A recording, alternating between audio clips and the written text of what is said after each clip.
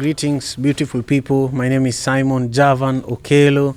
I am excited to be here for another incredible episode of the Madaraka Podcast. We are here at the Seattle Drum School of Music in Georgetown, Seattle.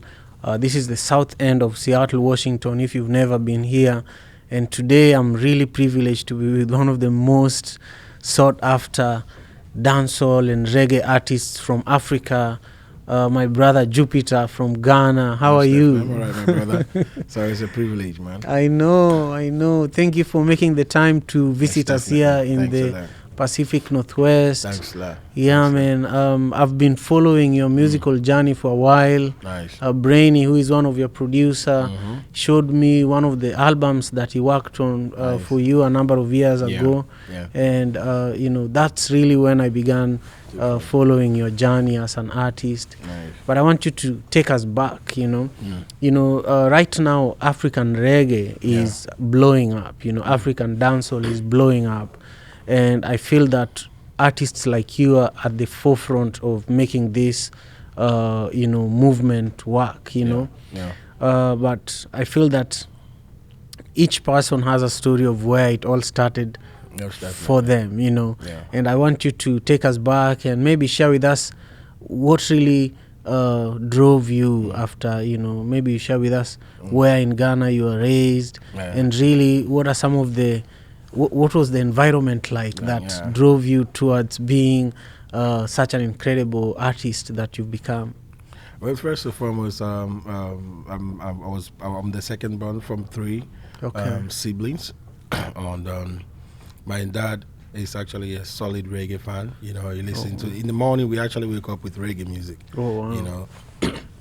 He's the one that always plays Bob Marley, Cape Otin, Peter Tosh, Maxi Priest, and then so on and so forth. Right. But my mom actually is more of a Christian kind of, she's a Christian, so she's not too inclined with the reggae thing, Right. Back in Africa, sometimes they feel like when you are reggae or maybe you have locks, they have a different, mindset for it all. You know what I'm saying? Right. But here in the Western world, it's good to carry locks and all of that. But if you do reggae back home, it's just like you look sort of weird, you know what I mean? Because they term it as maybe drag music, sort of. Yeah, exactly. But now when things are opening now, it looks like they are beginning to understand what reggae music really is like, you know what I mean? First, even when I was a kid, I was even asking myself that question, like, why do my dad always play this kind of music? And then I realized that it's not basically about the genre, it's about the lyrics, it's about the words, it's about what the music is really about. So I took my time out to study a song on a big icon of reggae like Bob Marley. Right. The things that is like one love, one life, let's get together. And I was like, okay, wow, this is like someone is preaching peace. Right. He's preaching togetherness. So these are the kind of vibes that we need, coming from a place that is really tough, like Africa. These are the kind of words that we need to uplift people, to motivate people, because it's not easy out there. You know what I mean? So I also, when I started school, found myself in the midst of the entertainment side, in my school, and I was part of the entertainment crew, and we formed a band called the Black Empire, where we started writing our own reggae music and stuff like that. Yeah. Funny enough, all the other artists or my other friends that were part of the clique, they're also like so much inclined in reggae. I don't really know how that is really happening, So it's just like Bob Marley and the Wailers out the way, Right. So we started learning the instrument too, and then we also begin to perform at school shows. When there is an entertainment in our school, I think every Wednesday there is an entertainment, so we started performing, and then we became very popular in our school, So every Wednesday, if I'm not around, like the headmaster or the principal who have to call my dad and say, where's your son? Because he is supposed to perform, you know what I'm saying? Exactly. So it began from there. Yeah, so from the scratch, I mean, a whole lot of people have that potential to do music, especially, when I'm more like they're very known in school, and I perform every Wednesday in my school. So they knew when I get to a certain point in my life, I'm just definitely gonna, pursue this, and here I am today, Yeah, I love it. Yeah. I love it. When I talk to Jamaican artists, and then I also interact with different African reggae artists, dancehall artists, from Ethiopia to Kenya, Zimbabwe, Uganda, you know, Gabon, you know, reggae is everywhere in Africa.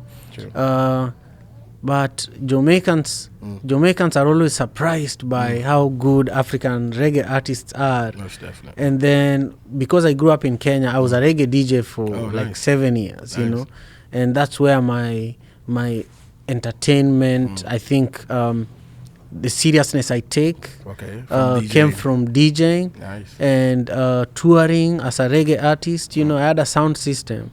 I had a truck. You know, I would travel with other DJs, from town to town.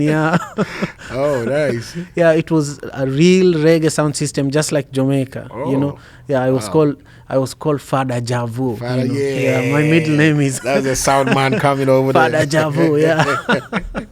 Man. Nice. So I was part of the reggae worldwide movement, RAW. You remember that? You remember that? Yeah, that's ages ago. Ages ago. There was no internet. So RAW magazine is how people actually learned about new music, music festivals, you know. And it was started by Jacob Miller and Inner Circle. They were the people who started RAW, you know. You OG, man.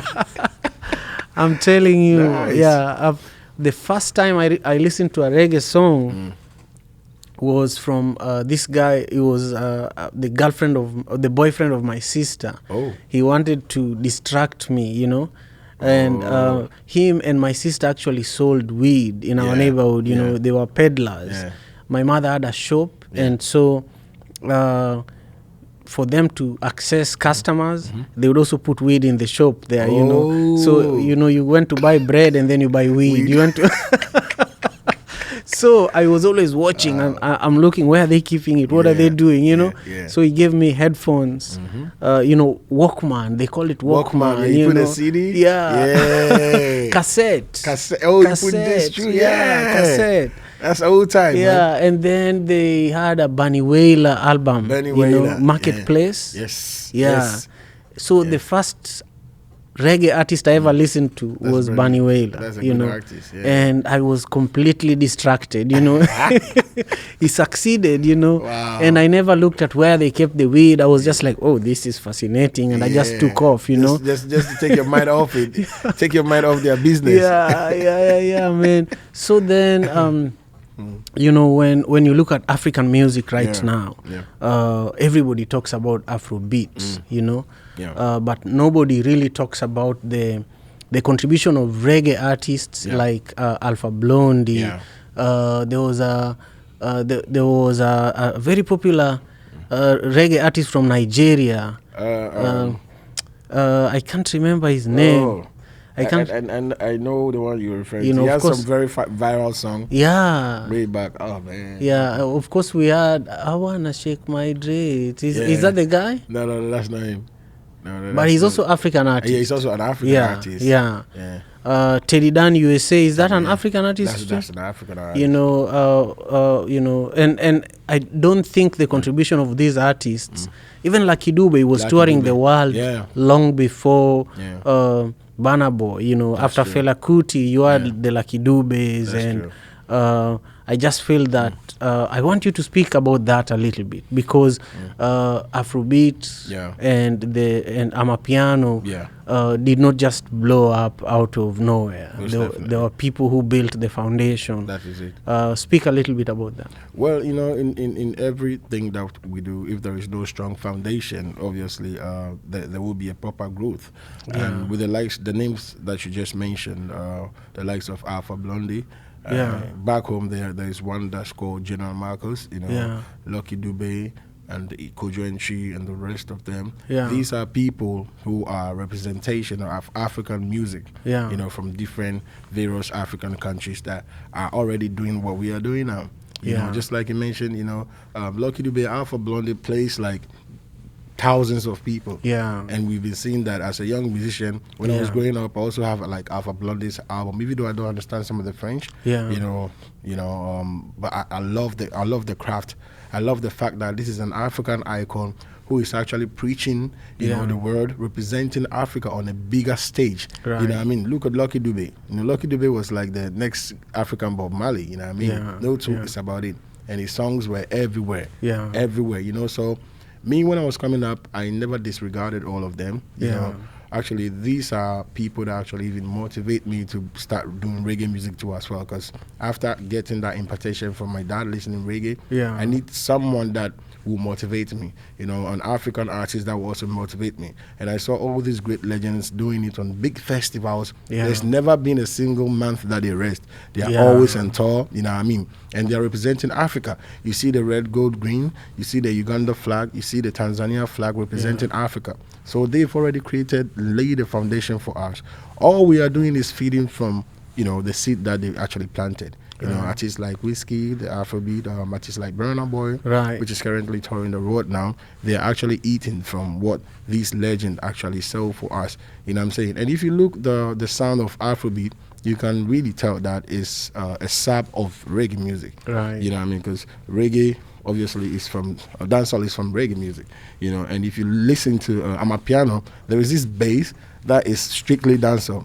Afrobeat Right. is also like, you know, like a trap dancehall. Right. So the mother of it all is reggae, you know what I'm saying? So Right. we are naturally doing reggae music in various ways. Right. You know what I'm saying? So the Right. roots can never be taken out of it. You know what I'm saying? And Burna Boy, when he came to Ghana, he was a dancehall and reggae artist. You know what I'm saying? Before he toned down a little bit and then added his, you know, native indigenous Nigerian music to it, and then he is where he is at now. So we can never disregard, you know, the legends who actually paved the way. And believe you me, Whiskey knows what I'm talking about. Samini knows what I'm talking about. You know, Burna Boy knows what I'm talking about, and they can never forget that, because Right. our roots, our history is our roots, and you can never, you know, be successful without coming from the root. You know what I'm saying? Even 100%. fruit, before you plug a fruit from the tree, you know, it's due to the nutrient that the root actually provides to it. You know what I mean? So Totally. the root is always, you know, the origin.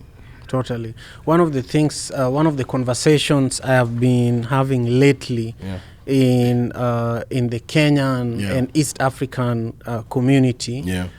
musical community and entertainment community, has been that East African genres like Genge, you Yeah. know, are not hitting the global stage, Yeah. similar to West African music, you know. And you know, I wanted you to speak about that because I Yeah. feel that Ghanaian music specifically, leave Yeah. alone Nigerian music. Yeah, I know. I've seen Samini send his managers to do groundwork in Seattle. Yeah. I've seen you're here in Seattle right yeah, now. yeah. You're not doing a big show. You're doing small shows. Small You're shows. building relationships. Yes. It's something that I don't see enough of East African artists doing. Yeah. You know. Yeah. And so I just want you to speak about the value Yeah. of investing in your craft, and also going on trips where you're actually just building relationships for future opportunities. Yes. Well, honestly speaking, I think for you to be able to get to some level in life, there should be a stated objectives. You know what I mean? That you always have to, you know, have that list that, you know, after this you go to that, after that you go to this, and promotion, and also linking with different people from the diaspora, from outside your comfort zone. Like for instance, if you are from Tanzania and you really want your work to be played, or you want to be heard in England, you have to move to England. You have to go You know there. what I'm saying? That Yeah. you cannot just sit down, and then even if your song is viral, it's different when they see you, you know, than listening to you. It's two different things here. Now, our Nigerian brothers, actually, we learned from them as Ghanaians, because we are more creative when it comes to dance and genre. You know, we created the Afrobeat, we created the Azonto. There was a dance that's called Azonto. And there was a time when Chris Brown said he learned that dance from his friend Whiskey. You know what I'm saying? But it's originally, you know, from Ghana. You know what I'm saying? So they know how to take and polish stuff, you know, and because they have the basic knowledge, basic know-how, you know, to promote things, there is nothing wrong for somebody to be ahead of you. You know, all you just got to do is to learn from those ones that are ahead of you. So Right. they understand the marketing strategy. You know, they understand where to go. They know what to do to get the attention of the people. You know, and me as an artist, if I really want to win more territories, you know, currently I'm actually going over there. I remember last 2 years or so, I think last 2 years, I was the first Ghanaian artist to go to Jamaica to perform at Sting. And I'm doing this because, I mean, one or two people know me out there, but then if I go out there and sell myself, it's better than me sitting back home. You know what I mean? So it plays a major role as an artist to be very mobile. Like, you can't sit at one place and expect magic to happen. Right. You know what I'm saying? And so many artists are doing that. We are just watching them doing it, and we just sit back and be asking ourselves, how come Ghana music or how come Nigerian music is here and our music is not here? Because every second there is a representative of Nigerian artists across the globe pushing their work. And guess what? They will represent Africa, but they will represent Nigeria more because they are working for the Nigerian artists. In Ghana, we've also picked up the likes of Brainy. He's doing wonders here in Seattle, gathering all the Ghanaians here. I think last 2 nights was amazing. Honestly, that's my first time. Normally, when I come to US, I'm always in Miami, New York, and those kind of places. I played International Art Festival with Steel Pulse, and I think the Maxi Priest and the Mali Brothers too in New Orleans. It was crazy, it was really crazy. And so these are kind of platforms that you need as an artist, irrespective of what you do, like, to come out there, sell yourself. Because obviously what you are doing is craft, you know what I'm saying? Right. After people listen to your music, they want to see you and enjoy you perform. Right. You know what I'm saying? Yeah. And then the 90s, like the Bob Marleys and stuff like that, they don't stay at Jamaica, they move. They move a lot. Yeah. A little island like Jamaica is able to dominate the whole world with their music. They are not many, they're just little, but their music dominated, So there is power in promotion and great marketing. And if you want to add value to whatever that you're doing, you really have to move to do the groundworks. You know what I mean? Right. It's like 3 nights ago, it was just beautiful seeing my Ghanaians in that club. The place was choked, because they even have to stop people from coming inside. Yeah. Why? Because when I came here, I didn't sleep. I wasn't at the Airbnb, chilling on drinking. No, I'm just moving to individuals' home to say, hey, this is when they see me, they are so excited because they hardly see me in my country. Yeah. But when I'm here, these are the people that we can actually start with. You know what I'm saying? So these are some of the moves that you have to do as an artist to become successful. You know what I mean? Yeah. You can't just sit at your home and then, overnight you become way popular over there. You know what I mean? You just have to put in the plugins and know the right people. Just like me being on your platform too as well. Right. It's also part of it. You know what I mean? So artists have to really be mobile. Yeah. I love that. Now, let's talk about your music a little more. You know, take us through your catalog, the albums you've worked on over the years, and maybe speak about one of the songs that you feel that this one put me on the map. Well, funny enough, in my country they didn't know I was a Ghanaian because I was sounding too much Jamaican. You know what I mean? Right. I was so influenced with the Jamaican culture. And then my first song actually got me a quick nomination. I actually found a fame at a very tender age. When I was 16, I was popular in Ghana. You know what I'm saying? Yeah. And then from 17, I was in England playing the Shaka Zulu Festival. 20, I won Urban Music Award Festival, over Whiskey and all those kind of people, you know what I mean? Yeah. So I've been doing this for a very long time. But, the funny thing is that I only have one album out, which is called The One. It was strictly produced by Brainy Beat. A shout out to Brainy Beat, and it's really doing amazing out there. What I normally look at is I try as much as possible to, represent my country in a diverse ways. It doesn't matter the kind of music that I do. For instance, if I want to do R&B, I'm a Ghanaian doing R&B. Right. You know what I'm saying? Right. If I want to do hip hop, I'm a Ghanaian doing hip hop. So I always have that tag next to me everywhere I go. And my major song that actually got me who brought me where I am today is called Enemies. Enemies featured Sarkodie, and it's like 10 years ago song. It was a 10 years ago song. That time, people are going through it. You know what I mean? And I sat down, I was like, how can I speak to people to not to forget their worries, but to encourage them to say, irrespective of your worries, there's going to be a rainy days. You know what I mean? Irrespective of your worries, the sun will definitely shine again. Through the tunnel, there's going to be a light at the end of it. You know what I mean? So I started laying lyrics, and I was like, even if I fall, surely I will rise again. In every situation, please never complain. Slowly, slowly, but sure. And my heart is so pure. So God in heaven bless me some more. Hallelujah. Do unto others what you want others to do unto you. You know what I mean? So these are kind of lyrics that also uplift them. And it was the biggest song in my country, I think 2015. You know what I mean? And ever since, it's like evergreen song. Anytime, anywhere I go, like that's the song for the people. That's the song that they actually know me for. So Enemies with Sarkodie is like one of my biggest songs. Even though I have some songs that are also heavy too as well, you know what I mean? But Enemies is what actually shot me here, you know? I love that. Yeah. I love that. I want you to speak a little bit, just a little bit about, if someone is watching the show today, where can they go to listen to more of your music? Yeah. How can they stay connected with you? You know, you can share your social media handle. Yes, definitely. Well, if you're watching me, this is Jupitar from Ghana, representing Africa to the world. And on all social media, if you type Jupitar Official, my Jupitar is Jupitar. Instead of ER, it's AR Official on all platforms, all socials. You're definitely going to find me there. Yeah. I love that. So Jupitar, one of the things I love sharing with my viewers and audiences is 3 tips in regards to music, especially music events. Yeah. This is the 10-year anniversary of the Madaraka Festival. Samini has been on the Madaraka Festival stage. Oh, nice. And many people are asking, Simon, how have you done this? Yeah. You know, because I've stayed consistent. You know.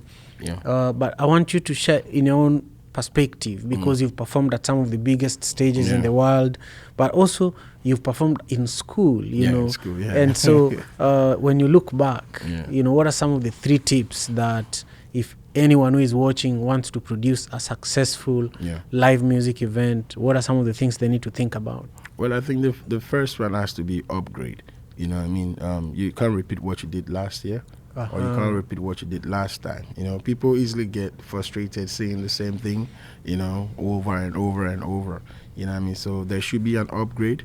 You know, if you have small stage last year, it has to be a mini stage. You know what I'm saying? Yeah. So upgrade should be number 1, and then secondly, you have to involve everyone. You know, you shouldn't target just a particular people. For instance, let's say because you are from Africa, and sorry, what's the name of the festival again? Madaraka. Madaraka is for Africa, and is it from Tanzania also? Kenya. It's from Kenya. Then the name originated in Kenya. Exactly. Then you are doing it strictly for Kenyans only. You know what I mean? We are already Africans, we know ourselves, but we have to spread the word to the diaspora. You know what I mean? So it has to be for all. It shouldn't be limited or restricted. I agree. You know what I mean? It should be for all. And the last one, obviously, you know what I mean, it has to be the consistency. You know, you shouldn't stop. Because journey with 1,000 miles begins with a step. So if you do 2 steps and you're done with it, then, you know, there's no value in it. You know what I mean? So for you to get the value, it has to be consistent. You know what I mean? Most definitely. And definitely, it's going to be dope. I love that. I love that. Now, we are coming to the end of our conversation today. I want you to look at this camera over on this side and just say your name and ask everybody who is watching to subscribe to Madaraka Podcast. Yes, you don't know, this is Jupitar General, Ghana heavyweight dancer superstar, represent live, and if you're watching me, this is a full representation of world music. Subscribe to Madaraka Festival, and you're going to see wonders. And if you're a music lover, make sure you subscribe now. Jupitar says so, from Africa, Ghana, 1. I love it, man. Yes, definitely. So if you've been watching our conversation today, it's really been a privilege hosting Jupitar all the way from Ghana, an international artist who has toured the world. He has done shows from Jamaica to New Orleans, and I really appreciate you tuning in today. And if you haven't subscribed, make sure you subscribe and press the bell. Jupitar, just want you to take a moment and maybe say your closing comments. If there's anything I didn't ask you that you want to make sure the people know, this is the opportunity. All right, so my closing comment obviously is going to be I definitely have to be on this year's Madaraka Festival. Honestly speaking. I have to be on it, you know what I mean? Because most of you watching me, obviously, would like to see me perform, right? All right, so tell my boss to put me on the show.